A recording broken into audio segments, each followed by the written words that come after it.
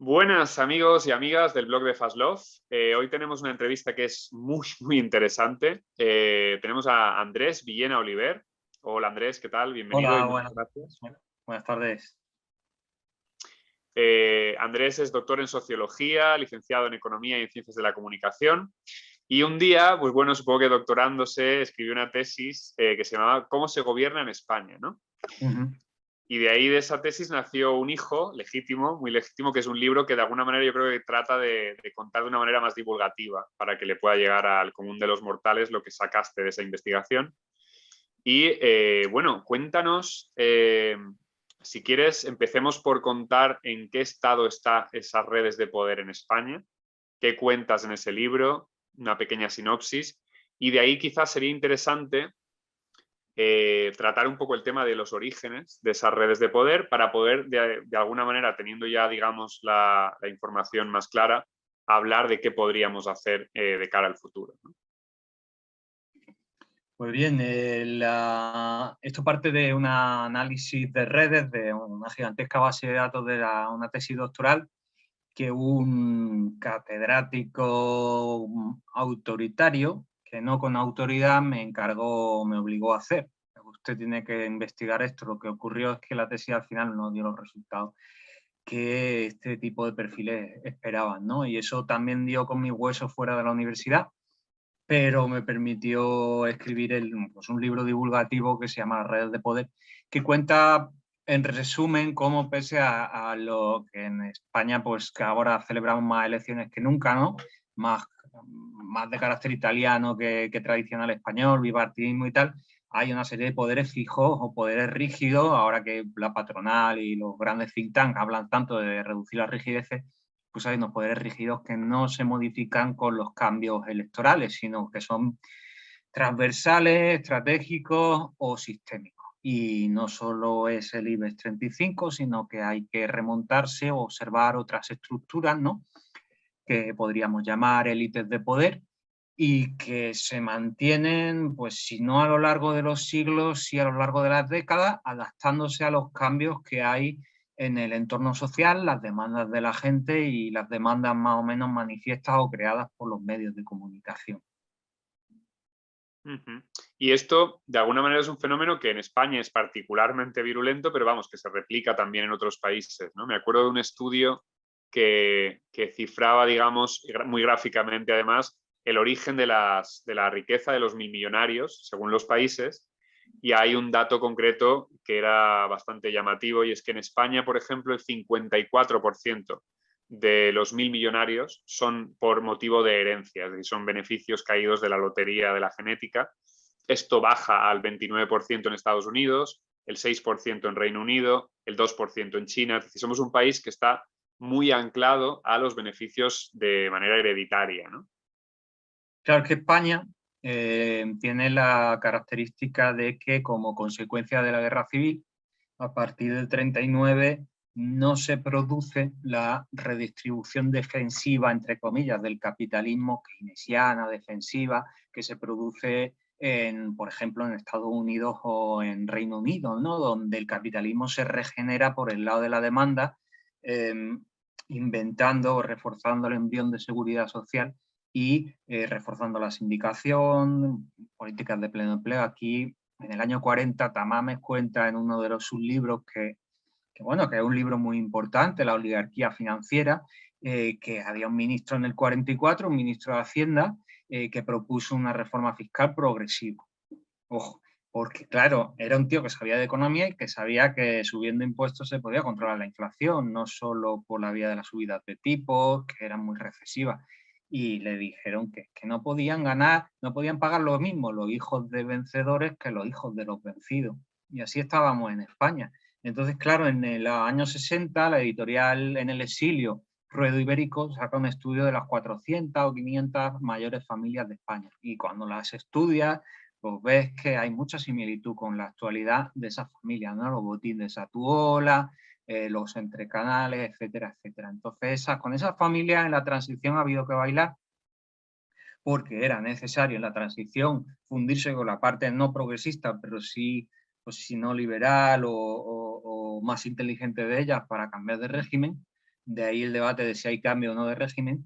Lo que ocurre y lo interesante y lo bonito de estudiar, que es un proyecto futuro mío, es que esos ejecutivos de la transición, esos altos funcionarios, esos políticos, ¿no?, de partidos reformistas, al final acaban fundiéndose bastante con esas familias, porque esas familias las invitan a los consejos de administración, las invitan a los clubes o se casan con ellas, ¿no? Son los casos de los Miguel Boyer, Carlos Solchaga, los ejecutivos, los importantes ejecutivos de UCD, como Carlos Bustelo, como Juan Antonio García Díez, y grandes estadistas tipo Leopoldo Calvo Sotelo, que al final pues, se hacía difícil distinguir entre ellos. Y ese es el germen del bipartidismo español, ¿no?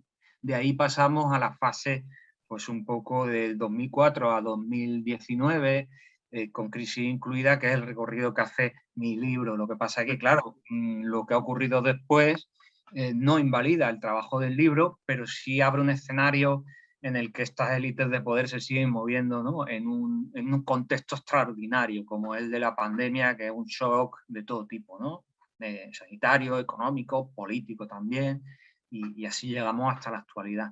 Pero en el presente podemos ver continuamente el pasado, vía apellidos o vía operaciones empresariales, político-empresariales, ¿no? Sí, ahora hemos llegado a ese momento en el que digamos que tenemos una intersección, ¿no?, de varias crisis que se han ido larvando, que venían ya de alguna manera mostrando sus posibles ya, bueno, sus efectos ya a corto plazo y a más largo plazo, como es el caso de la crisis ecológica, pero se solapan con una crisis económica que cada vez, bueno, también parece que se va a agravar a medida que vayan pasando los años, y con esta nueva crisis pandémica que de alguna manera ha venido un poco a demostrar la debilidad de los estados que de alguna manera siempre se van, un poco como que se vendían, como que eran capaces de gestionar este tipo de cosas mejor. Y lo que se ha demostrado también es que de alguna manera ese proceso de ordeñamiento, ¿no?, de exprimir el Estado por parte de las élites, ha dejado a esos estados muy debilitados para enfrentar shocks imprevistos como la pandemia o como los que puedan venir después. Pero no sé si por ejemplo, el tema de las puertas giratorias, que es algo que se suele contar mucho, ¿no?, a partir de esta metáfora. ¿Tú crees que se queda un poco corto esa imagen, ¿no? Es como una imagen que de alguna manera solo muestra una parte de la mansión del poder, digamos, y lo que tu libro relata más bien es cómo esa intersección, pues, entre el poder económico, el poder político, el poder judicial y el poder mediático es muchísimo más grande que una simple puerta giratoria, sino que es casi una estructura bueno, que solo se evidencia esa puerta, pero que realmente las conexiones entre esos cuatro grandes poderes son muchísimo más grandes de lo que la gente suele conocer y de lo que obviamente los medios van a contar porque son parte de esa estructura, ¿no? Claro, a la gente tampoco le podemos responsabilizar de que no conozcan en profundidad la estructura de poder, porque eso es un estudio enormemente complejo. Se han hecho estudios de largo recorrido, longitudinales, desde el 39 hasta la actualidad o hasta los 90, de cómo la estructura casi biológicamente se va alimentando de nuevos recursos, y al final no importan tanto las caras como las formas de dominación. Pero claro, lo de las puertas giratorias parece un logro progresista de la sociedad abierta, poder contar y señalar a esas personas que pasan de lo privado a lo público a lo privado, pero no es una información completa, se queda en la persona y, y apunta a un vicio de la persona. Por ejemplo, Luis de Guindos, jurado, era, bueno, fue secretario de Estado con Aznar, no mano derecha del preso Rodrigo Rato, ¿no?, que ya no sé si es preso. Después pasó a Lehman Brothers, que es lo que conoce la gente, y después pasó a ser el ministro de Economía. Luego nuestra sociedad es inmoral porque aquel que vende las hipotecas basura luego es el que liquida los bancos con demasiado cemento o con demasiadas participaciones preferentes. Y eso es verdad. Este señor tampoco es Spinetta, ¿no? Pero la cuestión es ver un poco las características de fondo que hay en estos perfiles. ¿Por qué Luis de Guindos llega donde llega? Pues él es técnico comercial, economista del Estado. Comparte promoción. Los famosos tecos. Los famosos tecos. una promoción de altos funcionarios como cualquier otra, donde no hay tongo, pero claro, son funcionarios y ahí empezamos con los datos que ya no son periodísticos, muy cohesionados entre sí, porque son promociones muy pequeñas, de 15 personas, de 20, donde se enseña un tipo de economía, donde te tienes que estudiar esa economía, donde tú tienes que poder suspender la oposición varias veces y poder pagarte eso y hacerlo en Madrid, porque esto del teletrabajo y la oposición a través del Zoom o del Skype es una cosa de ahora. Madrid es el centro. Y entonces ocurre que Luis de Guindos al final describe un perfil, el perfil de alto funcionario, que está un tiempo en la administración, que tiene adscripción política, en este caso al Partido Popular, pero en el caso de Pedro Solbes, más cercano al Partido Socialista o a la antigua UCD. Solbes podríamos identificarlo como el militante o ejecutivo de UCD tipo Fernández Ordóñez, que se pasa a los ejecutivos del PSOE, bien porque es más próximo o bien por contactos personales. En este caso, muy influyente fue los dos hermanos Fernández Ordóñez, el Majo y el fallecido ministro de Exteriores, pero al final Pedro Solbes también es un alto funcionario con altos cargos en la Unión Europea, igual que Luis de Guindos, que ha podido participar en algún consejo de administración. Ahí sí que se ve una diversidad ideológica porque el paso de Solbes es simbólico y el de Luis de Guindos es absolutamente pues que se llena las manos, ¿no? Que pasa por el Consejo de Endesa, el diario El Mundo, el Instituto de Empresa, el Consejo de Sabios de la Comunidad de Madrid, de naturaleza pública, pasa por Logista, pasa por varias empresas del IBEX 35, por Nomura, por Lehman Brothers, además participa en la venta de las acciones de la CAM y dice, oye, es que esto se lo voy a vender a toda mi familia. Y habrá que ver cómo está con la familia, porque las acciones de la CAM no valían, las preferentes no valían nada, ¿no? Es decir, que ahí hay diferencias entre la persona, el partido, la ideología que se producen. Pero entre un Jordi Sevilla, un Pedro Solbes, dos tecos, ¿no? O un Luis de Guindos, un José Manuel Soria, otros dos tecos, pues a la hora de entender la economía y el significado de la política económica no hay tanta diferencia. El funcionamiento de la administración homogeneiza mucho a los altos funcionarios y a los políticos altos funcionarios. Para Ralph Miliband, el padre de los hermanos Miliband, que era un marxista, los altos funcionarios, por un lado, moderan la actitud y la conducta de los políticos, lo moderan para bien y para mal, y por otro lado, no están exentos de ideología, porque están muy cerca del mundo de los negocios. ¿Por qué están tan cerca? Pues porque según la teoría marxista, el Estado, en cierto modo, es un comité ejecutivo de la burguesía. Lo que pasa es que ese comité pues, no opera de manera servil o de manera esclava, es más compleja la relación, pero hay una proximidad ideológica, eso sí es cierto.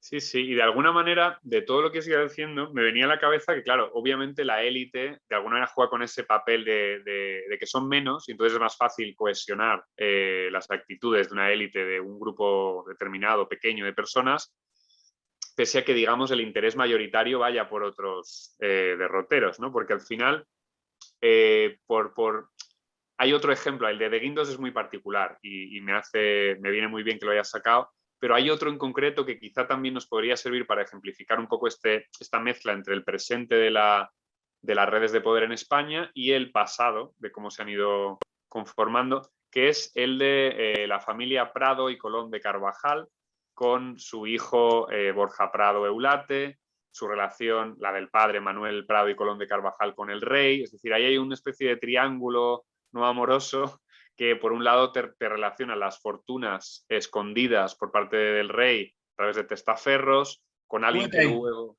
Vete a ese árbol, o sea, cogemos ese árbol. Borja Prado, vale, y Manuel Prado, ¿no? Padre e hijo. Ambos pegados al rey y a la industria del armamento. Para el Colón de Carvajal padre, metido en el tema del fraude de las Torres Kío, pero también en todo el intercambio de armamento con Arabia Saudí. Su hijo Borja Prado y Eulate o de Eulate también en sus inicios participa en las empresas de armamento, de intercambio de armamento, y luego acaba encontrando pues ese refugio en la presidencia de la antigua empresa pública Endesa, que ahora es una privatizada vendida a otra pública extranjera, ¿no? Lo cual es un modelo de privatización cuando menos curioso, colonial, ¿no? Prado de Ulate, o sea, el hijo de Colón y Carvajal, es primo de un señor que conoceréis, que se llama Pedro Morenés, y Álvarez de Ulate. O sea, un primo primero o primo segundo. Ministro de Defensa, también otro relacionado. hombre de la defensa. Otro hombre de la defensa que en sus primeros años, cercano a los Buddeis, porque ha estudiado en Navarra en la privada, y eso yo creo que es un índice y un predictor de la cercanía a los Buddeis, ¿no? No te lo verifica, no te lo demuestra matemáticamente, pero es un predictor. También Luis de Guindos ha dado clases en la Universidad de Navarra privada y no sé, viviendo en Madrid no sé qué necesidad tienen, ¿no? Quiero decir que ahí hay una afinidad que tú puedes rastrear con datos siempre, no con el me han dicho, ¿no? Yo tengo este dato y yo deduzco que si tú vives en Madrid y das clases en la privada de Navarra, alguna afinidad religiosa tienes que tener con esa institución, ¿no? El ministro Morenés, al principio de su carrera, trabajó muy joven para un señor que se llamaba Eduardo Serra, un abogado del Estado, de la misma promoción que Mario Conde, y que fue una persona que al final es muy cercana al rey, el presidente del Desafío España Copa de Vela, que sabemos que el príncipe Felipe consiguió una medalla de oro en Barcelona 92, Eduardo Serra, el presidente de ahora de grandes multinacionales, desde la Peugeot hasta actualmente la patronal de los digitales. Fíjate la importancia que puede tener eso, presidente del periódico El Independiente, y ha estado prácticamente, pues eso, el consejero español de Deutsche Bank, el consejero, bueno, la banca, las finanzas, la farmaindustria, pero al final estamos hablando de 4 o 5 personas que si las sumas te salen 85 consejos de administración. ¿Eso qué es? Cohesión interna. Cohesión interna y en términos marxistas, conciencia de clase. Pero conciencia de clase de los de arriba, sobre todo. Cuanto más sube la pirámide, más se estrechan los contactos. Si yo me sé todas estas relaciones y tú también, imagínate las que se sabrán ellos. O sea, los mejores analistas de la élite deberían ser los miembros de la élite. En Estados Unidos ha habido varios miembros de la élite que han hecho buenas tesis doctorales e investigaciones sobre la élite, porque llegan a unas dimensiones del poder y sobre todo de las relaciones a las que no podemos llegar los mindundis que analizamos a partir de fuentes objetivas, porque está el parentesco, pero además está la amistad. Imaginemos que pudiéramos acceder a los lazos amistosos, que son quebradizos, pero en base a los intereses económicos no lo son tanto, ¿no? Sin embargo, si nos vamos por oposición a esa masa enfurecida en Twitter y Facebook, donde no existe ningún tipo de cohesión interna, o el ejemplo más entrañable del 15M, donde el liderazgo o la cohesión interna encima era un movimiento totalmente descentralizado territorialmente, descentralizado en todos los sentidos, con un grado de especialización y de dispersión brutal, donde no había manera de conseguir organización y no había manera de conseguir objetivos comunes. No es que estuviera mal, porque era un ejemplo de dispersión del poder, pero era todo lo contrario de lo que ocurre con las élites nacionales y su combinación con las élites mundiales, ¿no? Que tienen que converger pues, a día de hoy pues, en organismos internacionales, grandes empresas. Eso lo tienen relativamente fácil, pero ¿por qué lo tienen tan fácil? Por una convergencia de intereses. Estamos hablando de gente que no es precisamente tonta, estamos hablando de gente con cierto talento y con, pues es que la conciencia de clase además crea una biografía y una historia común y una manera de actuar. Entonces no hace falta esas conspiraciones que muchas veces con imaginación pensamos que se producen porque no son necesarias. Ya el mismo movimiento de la dinámica social lleva a que los objetivos se cumplan más o menos, ¿no? Con excepciones, claro. Claro, sí, sí, obviamente es más fácil ponerse de acuerdo entre 100 que tienen el mismo objetivo en el foro de Davos o en Bilderberg o en la trilateral que poner de acuerdo yo qué sé, por ejemplo en Valencia, yo sé que tú estuviste también muy metido en el 15M, nosotros la primera noche éramos, pues eso, 40 personas en la primera asamblea, el 16 de mayo, el quinto día éramos 10.000, eso no se puede gestionar, o sea, ahí no hay capacidad de organización. En el siglo XIX ya hay un libro que sale que se llama Elementos de Ciencia Política en italiano, que se ha traducido como La clase dirigente en inglés, The Ruling Class, de Gaetano Mosca, y tiene una frase que es exactamente lo que tú dices. 100 personas pueden dominar a 10.000, porque se ponen de acuerdo mucho más rápido. Claro. Pero Sí, si sí. sumas las semejanzas, los parecidos y la conciencia de pertenencia a un lugar, pues entonces, si a eso le enfrentas la explosión de la diversidad identitaria que se ha producido ahora, pues prepárate para lograr un acuerdo a día de hoy. Es que ha Claro, y tardado. ahí igual, no sé si conoces el tema de las asambleas ciudadanas, lo que está ocurriendo ahora con los proyectos que se han implantado ya en Francia, en Irlanda, en Escocia, ahora va a llegar la española. De alguna manera esto podría ser un reformateo, de alguna manera, porque claro, estamos hablando de que es un proceso por el cual se eligen 100 personas por sorteo, son asesoradas luego por expertos y expertas de los campos que tenga que tratar la Asamblea. En el caso de las que se han aprobado en Francia son sobre todo centradas en el clima, pero claro, también las tiene que asesorar expertos en energía porque está muy relacionado, ¿no? Y de alguna manera las propuestas están siendo muy radicales, porque de hecho Macron, que la usó como una forma de quitarse un poco el marrón de los chalecos amarillos, luego ha tenido que maquillar y aprobar solo una parte de las propuestas que han salido de esa asamblea porque muchas eran terriblemente radicales. Porque una vez, digamos, 100 personas con más o menos los mismos intereses son asesoradas con toda la fuerza del conocimiento más puntero que pueda haber en los temas que les afectan, pueden proponer cosas que sí que rompen con la dinámica de partidos actual. Es decir, proponen cosas mucho más atrevidas de lo que podría proponer cualquier partido que tenga esos lazos adquiridos y esa inercia de estar como, bueno, muy en contacto con el poder. De Claro hecho, una que, de las propuestas concretas de Francia es literalmente es prohibir los vuelos nacionales. De cualquier recorrido que se pueda hacer en tren se tiene que hacer a partir de ahora en tren. claro que las propuestas con respecto al clima, a poco que seamos honestos y seamos ciudadanos sin servidumbre ni dependencia, tienen que ser radicales, porque enseguida pues se te ocurren propuestas que rompen completamente con lo que está ocurriendo. Es que de primeras, pues podríamos pensar, pues ya pues en Francia lo habrán discutido, dice, oye, si los servicios son esenciales, ¿por qué los proveedores no son públicos? Porque si los proveedores no son públicos y se guían por un criterio más o menos de mercado o de maximización del beneficio, nos van a poner el producto más caro o más defectuoso. Entonces los proveedores de servicios básicos, sea yo qué sé, electricidad, agua, saneamientos, tienen que ser en todos casos de carácter público. Y eso, claro, tiene que venir representado por alguna forma estatal, ¿no? Pues eso es una idea ahora mismo que es profundamente radical, ¿no? Pero el problema sería que no se planteara como tal, ¿no? Lo que pasa es que nos han educado en una normalidad económica y política que es profundamente anormal y lo estamos viendo ahora, ¿no? O sea que el futuro de esa asamblea ciudadana no sé cuál es, pero hay un elemento ahí fundamental que tú has dicho, que es no sé si es un falso dilema, pero es democratización versus eh, aspectos técnicos. Es decir, ¿cómo hacemos compatible que tú que eres físico, bueno, tú no eres físico, pero bueno, tú eres físico especialista en lo nuclear, tienes algo que aportar en relación con la energía nuclear, tu posición está bien formada, deformada por una ideología, y yo soy periodista. Y yo me he leído 2 artículos en El Mundo sobre energía nuclear. No es que tu opinión valga más que la mía, pero es verdad que no todo, entre comillas, se puede votar.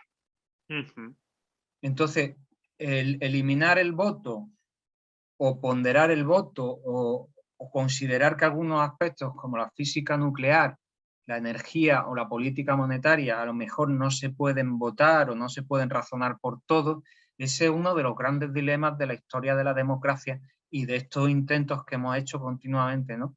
Porque te enfrentas a, al problema de inventar la rueda otra vez. Es decir, tú te encuentras enseguida, cuando juntan 100 personas para hacer algo, te encuentras con la idea esta de Adam Smith o de Durkheim de la división del trabajo social. Porque en el 15M lo intentábamos, ¿no? Reeducamos todo a todos, aprendemos todos un poquito de todo, o nos inclinamos por la eficiencia y al final pues tendemos a tirar para la eficiencia, que no tiene por qué, ¿no? Pero al final, equidad o eficiencia, siempre los movimientos alternativos también tiran por la especialización. Entonces ahí se produce ese dilema, ¿no? De si el físico nuclear va a ser el que haga el programa sobre energía o dedicamos un tiempo a que todos tengamos un conocimiento suficiente y razonable para que las bases sociales de ese programa de física nuclear o de energía nuclear o de alternativa tengan un poco el voto, el pensamiento de todos, ¿no? Es un tema profundo de la democracia que no hemos podido afrontar todavía, ¿no? Mm. Sí, a mí hay una frase, bueno, hay una frase de un biólogo que se llama Edward Osborne Wilson, que dice algo así como que el problema que tenemos los seres humanos es que tenemos tecnología propia de dioses, con instituciones del medievo más o menos y sentimientos del paleolítico, que de alguna manera esos sentimientos un poco del paleolítico hacen que nuestros proyectos, movimientos sociales, organizaciones democráticas pequen y fallen y se derrumben con mayor facilidad porque digamos que estamos aún un poco como homínidos por evolucionar debidamente.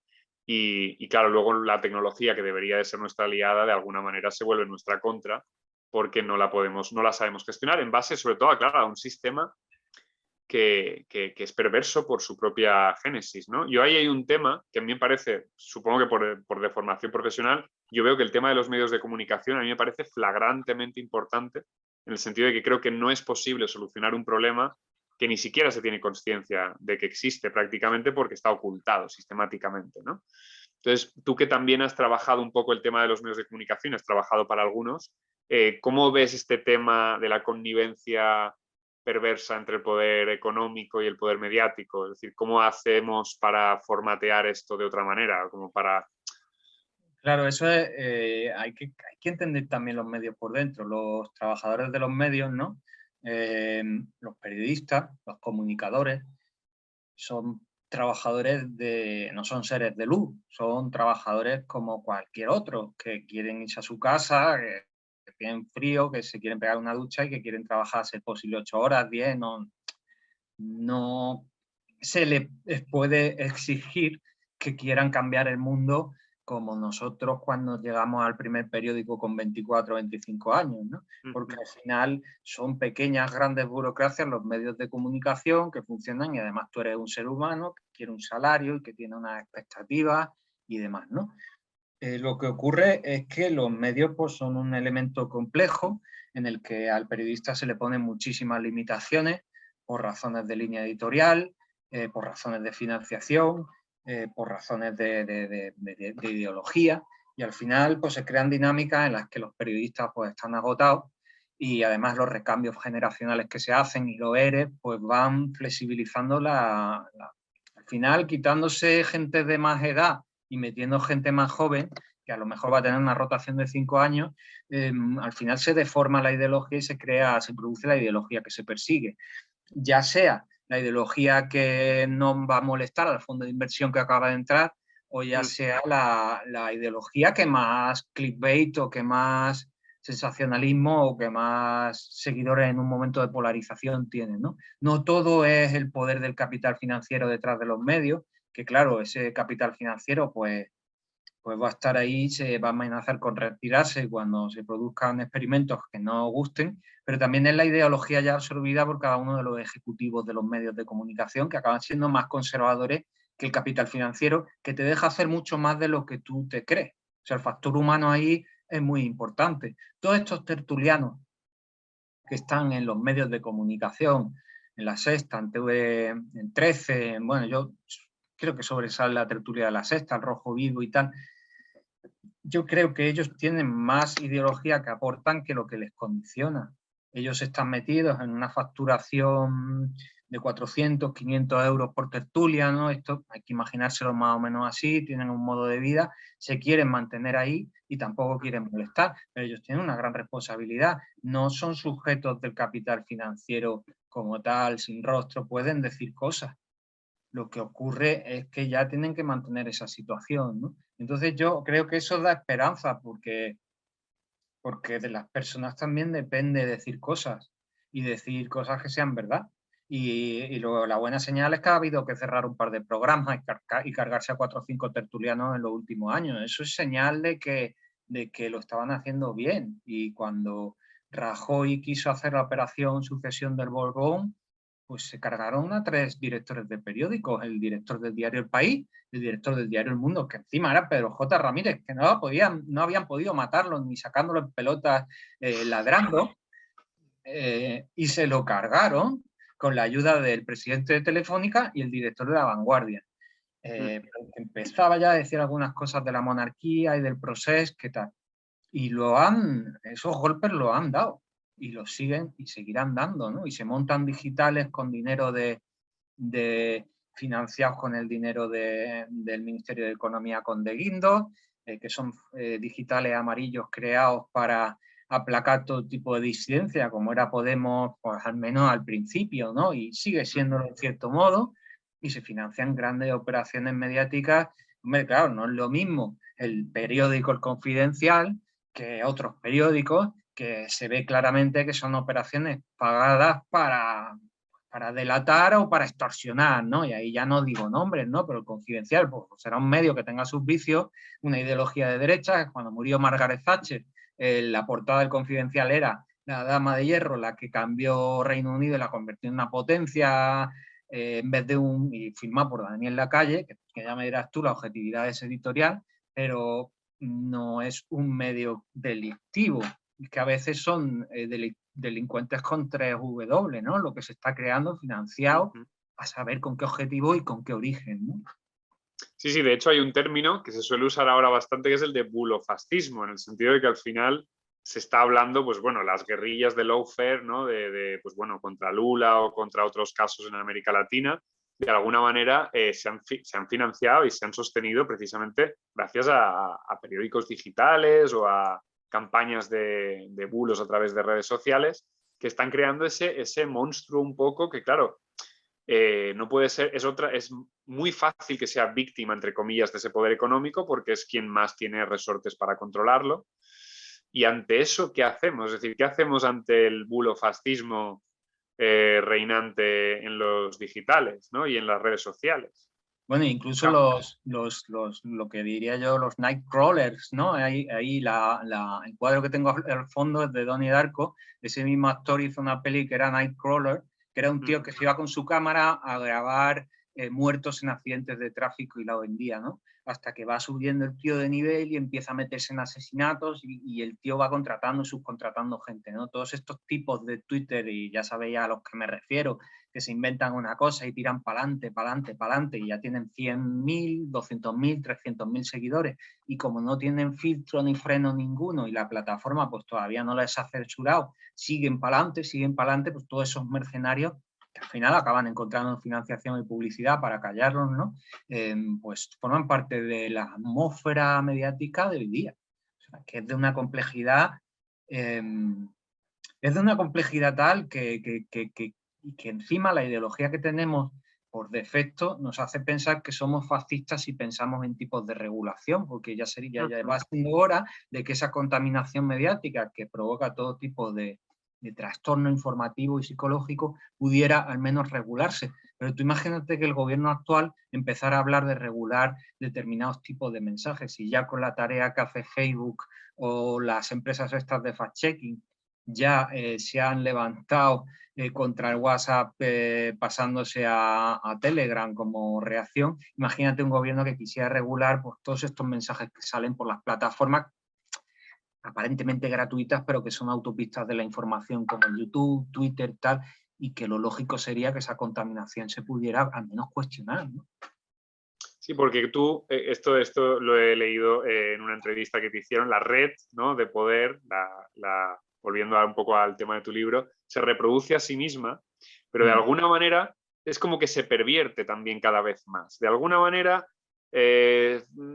cada vez, digamos, puede ser menos virulenta en según qué casos, pero es más sibilina, es más sutil, con lo cual es más difícil de detectar. Y en el tema de lo mediático, sí, dime. No, uno de los mecanismos que tiene esa forma de dominación social es la que Maquiavelo llamaba zorros y leones. O sea, por ejemplo, un gobierno de zorros, sin ninguna connotación negativa, bueno, sí es negativa, pero es política, sería el gobierno, por ejemplo, de Rodríguez Zapatero.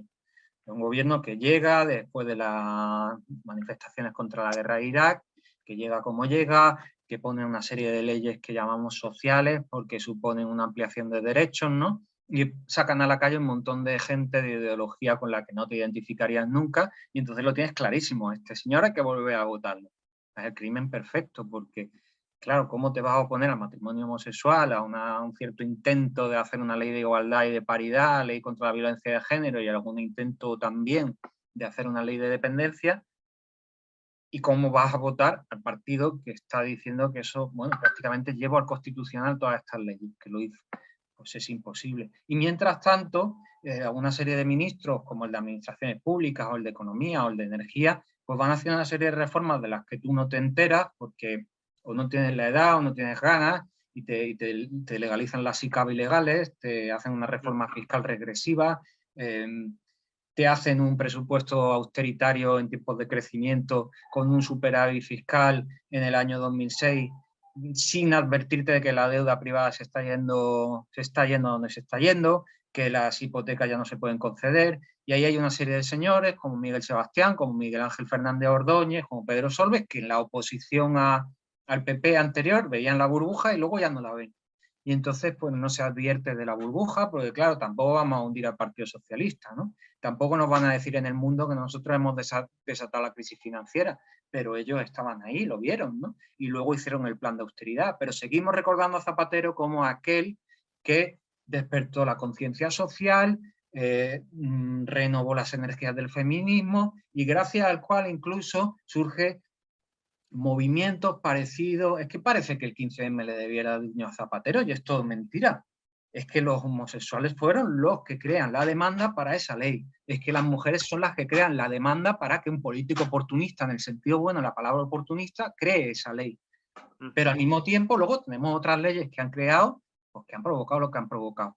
Y luego tenemos el gobierno de los leones. Normalmente cuando se acaba la gasolina de los zorros llegan los leones. Y un ejemplo de león sería, pues, no tanto Mariano Rajoy, como, por ejemplo, Jorge Fernández Díaz, Pedro Morenés o Luis de Guindos, que son represores en el sentido político de la palabra. Un Jorge Fernández Díaz, ministro de Interior, creado para la represión en una etapa en la que se van a hacer recortes de todo tipo y subidas de impuestos, es decir, se va a hacer daño a la población. De hecho, el propio Luis de Guindos utilizó la palabra agresivo cuando se refirió a la reforma laboral. Agresivo implica la disposición, si hace falta, hacer daño. También es verdad que lo dijo en inglés, y aggressive en inglés significa ambicioso, pero viene a ser lo mismo, porque soy ambicioso en la dureza, es decir, te aprieto las costuras de manera ambiciosa y te hago daño. Ese daño es necesario, según las ideas darwinistas liberales de la derecha, para crear una sociedad más fuerte. Identificación con el padre autoritario de Lakoff, ¿no?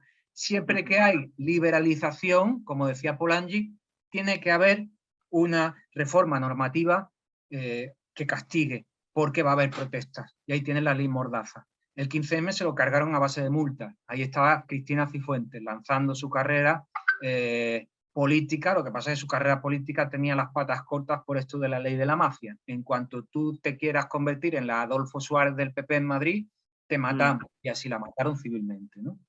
Y así va ocurriendo, los leones y los zorros. Lo peor es que después de los leones llega Pedro Sánchez y le hace la moción de censura a un bolso en el Parlamento, con el apoyo de todas las fuerzas del bien, y estoy ironizando, ¿no? Las fuerzas del bien con las fuerzas del mal, otra película que nos creemos, y forma un gobierno súper pintón con Josep Borrell, con Cristina Arbona detrás de Borrell. Bueno, vuelven las fuerzas del bien a hacer una reforma y hacen un viaje y rescatan el barco este de inmigrantes y todo empieza estupendo porque hay un jefe de comunicación que es un genio, ¿no? El Redondo, el director de la oficina del presidente o de lo que sea, y al final pues tienes el abrazo de Vergara con Pedro Sánchez y Pablo Iglesias, forman un gobierno a través de las fuerzas del bien, pero que al final se encuentra con la excepcionalidad de la pandemia, tiene que hacer una serie de esfuerzos, que es verdad que sin este tipo de combinación pues hubieran sido todavía más radicales, más darwinistas, ¿no?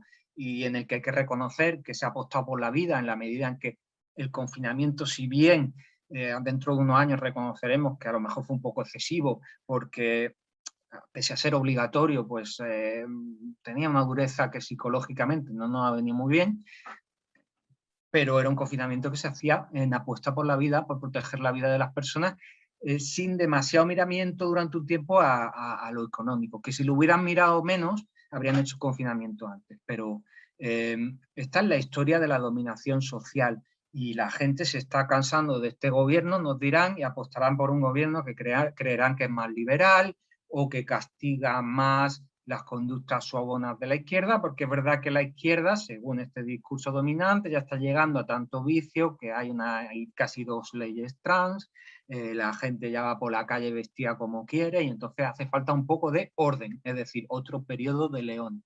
Y así se va regulando la sociedad. Usted que es votante conservador tiene su ansiolítico durante 4 años. Usted que es votante progresista tiene que esperar 4 años a que venga otro Zapatero, otro Pedro Sánchez, por cierto, de la misma escuela, a pintarle un cuadro diferente, ¿no? Entonces es una anestesia esta sustitución democrática. Y por terminar, ahí hay un artículo clásico que habla de esto.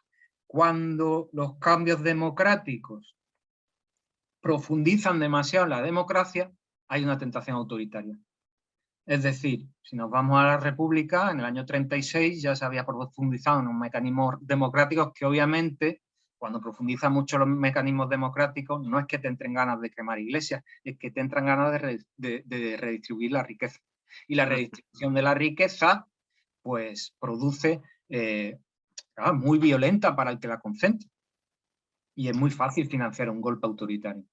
Y eso deja una lección sobre la democracia pues muy triste, ¿no? Porque cuando profundizas en una democracia de verdad, hay una tentación autoritaria de fondo, porque hay una amenaza del caos. Sí, sí, de alguna manera esto es un poco lo que has ido contando, la historia del poli bueno, el poli malo, el poder fuerte, el poder blando, el péndulo que se va un poco moviendo de un lado a otro, pero nada cambia, es un poco el gatopardismo político de... Lo que pasa es que sí que es verdad eso, que hay momentos en la historia que se produce un fogonazo de luz y cuando ese fogonazo de luz es demasiado potente como para el poder establecido soportarlo, pues ocurre lo que le ocurrió a la República, lo que le ocurrió a Allende en Chile, lo que le ocurrió a Tomás Sankara en Burkina Faso y tantos otros casos más. Pero esto ha cambiado y ahora mismo ya no es necesario, digamos, recurrir tanto al poder fuerte de un golpe de Estado o incluso de un asesinato de una figura política concreta incómoda, sino que, bueno, pues ese poder mediático y ese poder económico también acaban coaligándose para hundir a un candidato que sea reverente con el poder actual. Y ahí hay un ejemplo que tenemos ahora muy a la vuelta de la esquina, que quizá podría ser interesante, ya que nos acercamos al tema un poco final, que es el tema de los fondos Next Generation y cómo esto, de alguna manera, puede configurar 2 realidades diferentes. Es decir, una realidad en la que ese poder un poco democrático de las asambleas ciudadanas, de un poco recoger al menos, ¿no?, algo de las lecciones del 15M y además aprovechar para ponerle coto a ese poder económico que gobierna en la sombra, gobierne quien gobierne en el Ejecutivo, o podemos asistir a otro ejemplo más de cómo esa inercia de poder fuerte, poder blando, no hace nada para evitar la tragedia que es que ya está viéndose que el 70 o el 80% de las peticiones de esos fondos son de las mismas empresas que han generado el problema casi que quieren venir a solucionar. Entonces, ante esa situación de abogados del Estado, de tecos y demás, bueno, ejecutivo en la sombra, digamos, la tecnoestructura va a seguir, digamos, gobernando en la sombra, ¿cómo, aparte de la receta de las asambleas ciudadanas, cómo podríamos intentar que esos fondos Next Generation sirvan para atajar de verdad el problemón que tenemos civilizatorio en el tema del cambio climático y la crisis energética, que ya está dando muestras muy evidentes de lo grave que es, ¿no? Hombre, es que es muy complicado porque, no quiere decir que sea imposible, pero es muy complicado porque hablas con gente honrada del PSOE y te dicen, joder, a ver si se notan los fondos y podemos recuperar un poco y ganar las próximas elecciones. Quiero decir, no me gusta llamarlo clase política, pero la parte política socialista y supongo que también de Podemos está pensando en 2023 porque se les educa para pensar en 2023 y luego en 2027, es decir, van haciendo pues sus propias prospecciones para ver cómo esto puede afectar al empleo pues, en el corto plazo, como pasó con el Plan E o como ha pasado con muchas medidas. Y ese es un problema de la política. Y luego está la red clientelar, que a través de, que totalmente legalizada y ejecutada por burócratas muchas veces con buena fe, con ganas de hacer las cosas bien y transparentes, adjudica los fondos casi siempre a las mismas grandes empresas. ¿Quién tiene montada la red de wifi del Ministerio de Defensa o del Ministerio de Comercio, del que sea? Pues generalmente es Telefónica, porque Telefónica era un monstruo público y en el proceso de privatización no iba a perder esos privilegios.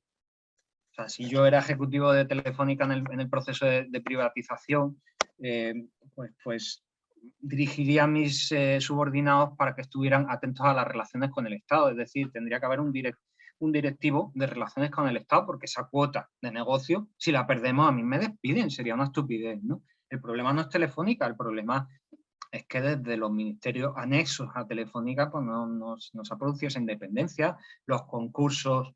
Es que el periodismo no ha entrado aquí apenas, ¿no? Había un periodista del Mundo de derechas que un día dijo, joder, es que lo tengo que contar yo. No lo decía así, pero es que la CNMC, la Comisión Nacional del Mercado y las Comunicaciones, me parece que es CNMC, pues tiene un montón de pleitos contra cárteles o carteles de empresas de distintos sectores que se van turnando para recibir los contratos públicos. Es decir, que no hay competencia, no se produce competencia y los grandes contratos van casi siempre a las mismas empresas, porque los pliegos de los contratos o condiciones para adjudicarlas o condiciones para ser el ganador del contrato, lo cual puede suponer miles de millones de euros, ¿quiénes los redactan? ¿Se redactan siempre en los ministerios que adjudican los contratos? ¿Quién es el abogado del Estado o el inspector de Hacienda o el asesor jurídico que lo redacta? Es posible que lo haga un abogado del Estado, pero nadie dice que lo esté haciendo desde el Ministerio de Industria o desde el Ministerio de Fomento. Es que a lo mejor lo está haciendo desde PricewaterhouseCoopers o desde la propia empresa. Entonces, claro, el pliego lo redacta un abogado. El problema es dónde está el abogado. Y eso es muy difícil de seguir. A mí me contaban gente muy cualificada del Ministerio de Hacienda. En el Ministerio de Hacienda está la Dirección General de Tributos, ahí donde se hace la política fiscal. Pero es que dentro de la Dirección General de Tributos está, que claro, que este tema es aburrido de contar, está la Subdirección General de Personas Jurídicas. Bueno, si piensas en lo que hay ahí está todas las sociedades. Bueno, pues me contaban que los inspectores de Hacienda habían conseguido un aumento salarial porque, claro, a esas personas hay que cuidarlas muy bien. Porque ¿qué pasa si no las cuidas bien? ¿Qué pasa si un inspector de Hacienda lleva 10 años en la subdirección general y no gana más de 3.500 euros? Porque se da cuenta de que eso lo ganan un cuarto de hora en el sector privado donde te quieran coger, ¿no? Claro, si la importación de talento del sector público es tan fácil, bien porque los sueldos no sean muy altos, bien porque la vocación del sector público, la vocación del servicio público, más bien sea un espíritu de clase en muchas ocasiones, porque no están bien diseñadas las oposiciones o porque no hay becas y no hay pluralidad ideológica, o bien porque las ofertas desde el sector privado son magníficas, al final lo que se produce es lo que tú decías al principio de hoy, que se está ordeñando el Estado con el dinero de los contribuyentes. Los de la teoría monetaria moderna me matarían por decir eso, y en parte coincido con ellos, pero al final el Estado acaba siendo una fuente de rentabilidad para el sector privado brutal, que no tiene nada que ver con los mitos del libre mercado, ¿no? O sea, al final, el que está regando la economía del sector privado, y el ejemplo de los fondos Next Generation, que por cierto, había un tertuliano el otro día en una cadena de estas de derechas que decía que nos daban dinero. Nos dan dinero, 140.000 euros que nos llegan. Pero que 140.000 millones de euros. 140.000 millones de euros que nos van a dar en nuestra oportunidad. Vamos a ver, de los 140.000, esto no hace falta ser ni economista ni de izquierda. 70.000 son préstamos. Es verdad que a bajo tipo de interés y protegidos por todo lo que haga falta, el Banco Central Europeo, esa deuda que es verdad que es deuda comunitaria, va a tener un pedigrí altísimo y no le van a meter seguros de quiebra ni nada, por ahora. Pero son préstamos. Ese dinero llega y hay que devolverlo. Y los otros 70.000, de esos 70.000, hay una parte española que se ha otorgado al fondo, de modo que yo no sé si son 25.000 euros de esos 70.000, con lo cual lo que nos dan, entre comillas, son unos 45. Y están condicionados a una serie de reformas que también tienen un coste a corto plazo y según la teoría neoclásica a largo plazo es maravilloso, pero según otras teorías tienen un coste a largo plazo también. Entonces, claro, los fondos Next Generation al final, desde una perspectiva monetaria, no es más que adelantamiento de un dinero que no sabemos muy bien de quién es, pero me parece que es nuestro. Porque lo tenemos que devolver y porque lo hemos aportado nosotros. Y porque lo tenemos que pagar a base de reformas laborales, de pensiones, de privatizaciones, etc. Entonces, claro, si además con criterio principal lo vamos a otorgar al greenwashing, es decir, a maravillosos proyectos de Ildefonso Sánchez Galán, que es un tío estupendo, que nos cae bien a todos, ¿no? Que además es un clasista de cuidado, que ya le han pillado varios vídeos gritándole a los operarios, ustedes ejecuten, no están para pensar. Bueno, ya por meter una pincelada de persona, ¿no? De anécdotas. Sí, sí, o a Florentino Pérez, el señor de los audios, que trata también a su plantilla y que quita y pone periodistas. Si es que al final no hay Claro, ninguno bueno. Pues. Eso va para los proyectos greenwashing, porque malogrando a Keynes y manipulándolo creemos que vamos a crear unos empleos de calidad que se crearán. Evidentemente se crearán empleos, porque si no ya, ¿qué va a quedar? Pues hombre, pues al final lo que no nos podemos creer es que el mundo de la empresa nos diga que la política tiene que pensar a largo plazo y a través del mercado conseguir ese crecimiento español que se acerque al potencial, porque nos llevará al pleno empleo, todo eso no rige, eso no ocurre. Y el problema es que un gobierno responsable no tiene medios, un gobierno con buena voluntad no tiene suficientes medios para hacer frente a la red clientelar, a los burócratas que saben muchísimo más que tú de cada una de sus especialidades y a las necesidades electorales multiplicadas por el espectáculo mediático. O sea, tú imagínate que este gobierno tuviera buena voluntad, que yo creo que en algunos casos la tiene. Si se tiene que enfrentar a todo eso, al final el día a día te machaca. Claro, no has mencionado prácticamente nada de lo que tendríamos por fuera, es decir, BlackRock, los hedge funds, es decir, que ya si nos metemos en arena internacional la cosa se pone aún peor y la soberanía pues no sabemos ya dónde está. Hombre, claro, si además sumamos las recomendaciones del FMI, que ahora mismo no han llegado porque no se ha decretado el periodo de austeridad, no ha llegado Kenneth Rogoff diciendo que más de un 90% de deuda pública sobre el PIB ya estropea el crecimiento a largo plazo, ¿no? Todavía no ha llegado ese momento, que llegó en 2010-2012, ¿no?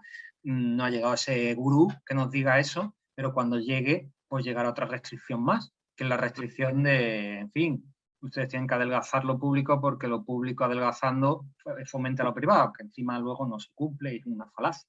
Entonces, si sumas los reguladores internacionales de los que ya hablaba Miliband en los años 60, el FMI, las recomendaciones de la OCDE, que son más importantes de lo que parecen, el Banco Central Europeo que deja de comprar tu deuda si protestas, la Comisión Europea, que es el gran ejecutivo comunitario, cualquier think tank internacional, los fondos de inversión que al invertir más a largo plazo no son tan peligrosos, pero luego hay hedge funds que atacan a la deuda española más a corto plazo. Al final tienen un conjunto de actores, pero vaya que teniendo a Pablo Casado yéndose a la Comisión Europea a decirle a la señora von der Leyen que no nos dé los fondos porque Pedro Sánchez los va a invertir mal, es que no necesitas hablar rock, es que tiene una oposición en casa que encima el cuñado de Pablo Casado es Abascal, que tiene un gurú económico que te habla de acabar con las reservas fraccionarias y pasar a los planes de pensiones privados, no necesitas pensar en que Estados Unidos nos vaya a decir que estamos girando mucho a la izquierda, es que es imposible, vamos, que está ideologizada la mitad del Parlamento y la otra mitad también, porque el PSOE además, entre el nivel formativo que es muy limitado y bueno, en fin, la evolución que tiene y que ha tenido, en fin, no es muy prometedor, ¿no? Pero Pues bueno, bueno, aún Andrés. así, el movimiento ciudadanos. Nadie se esperaba el 15M en 2011, nadie se lo esperaba y era común decir que la juventud estaba dormida y luego no lo estaba, y nadie se espera lo que pueda pasar en un presente que no conocemos hasta el futuro. O sea que yo pinto las cosas mal, pero no quiere decir que sea inmovilista, ¿no? No, de hecho hay un ejemplo muy bueno que me ha venido a la mente, es la revolución de los privilegiados, que ocurrió justo un año antes del comienzo de la Revolución Francesa. En 1788 se gestó una revuelta de las clases de la élite, porque estaban en contra de una pequeña subida de impuestos, creo que fuera. No sé, que realmente una aparente situación en la que la élite incluso se siente como maltratada puede ser el preámbulo de algo que no se espera y que remueva todo. Porque, bueno, va a ocurrir. Es decir, yo el tema ecológico y el tema energético sí que lo tengo muy, muy trabajado, y creo que es inevitable darnos cuenta de que en los próximos 10 años va a cambiar mucho el mundo, y va a depender de cómo se gestione ese tránsito para que, bueno, esto suponga un antes y un después hacia un mundo más democrático, más justo, más sostenible, aunque esta palabra también está absolutamente cooptada por el capitalismo, o vaya a las peores distopías imaginadas en Hollywood, ¿no? Entonces, ante esa situación, esperemos que como tú, pues mucha gente no caiga en el inmovilismo, y darte las gracias por la conversación de hoy, por el libro maravilloso que escribiste, que lo repito, Las redes de poder en España, élites e intereses contra la democracia. Y bueno, te emplazo a que ojalá nos volvamos a ver en otra ocasión y sigamos hablando de todo esto. Yo también te doy las gracias por darme la oportunidad de salir en este medio, porque, bueno, son pocas las que surgen para algunas personas, que no estamos adscritas a marcas o a partidos políticos, y se hace difícil. Pues nada, muchas gracias, Andrés. Hasta la próxima. Gracias.